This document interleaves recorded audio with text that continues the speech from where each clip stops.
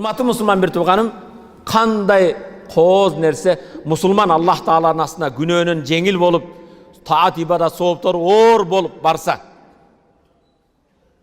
жана өзүнүн туугандарын да түйшүктөн бошотуп кетсе, өлгөндөн кийин карызы жок, бирөөгө жамандыгы жок, адамдарга кылган зулумуну көтөрүп кетпеш керек.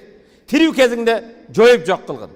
Урматтуу мусулман бир тууганым, о жан берип ооруп жаткан, өлүм төшөгүндө жаткандардын туугандары биздин мойнубуздагы милдет кайсы эми? Биринчи, зияратка келсең, жан берип кыйналып жаткан адам алда тынчтык керек. Кыйкырып, ал жерде талашып, машинесин мен алам, үйүнү мен алам, сен башка андаймын да. Анын алдында көп үнүңдү көтөрбөйсүн, көп талашпайсың. Акырын келиме. Сенин жакының өлүм төшөгүндө кыйналып атат.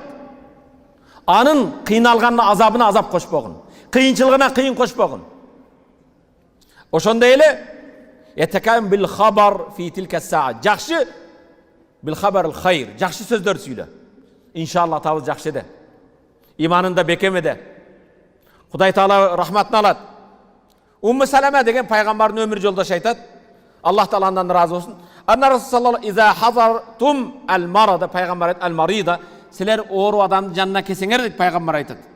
Аул майт, же өлүктүн жанында болуп калсаңар, келгенде жан чыкканын, же жан бере турганын алда болсоңор, факулу хайран, жакшы сөз сүйлөгүлө.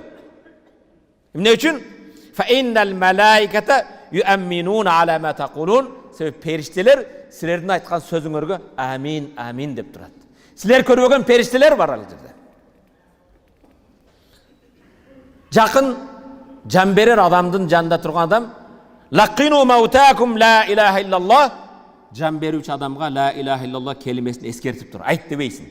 Колдан кармап, башынан кармап, кулагын эскертип, ла илаха иллаллах Мухаммад расулуллах, ашхаду ла илаха иллаллах ва ашхаду анна Мухаммадан абдуху ва расулух. Келиме айтып, эскертип турасың.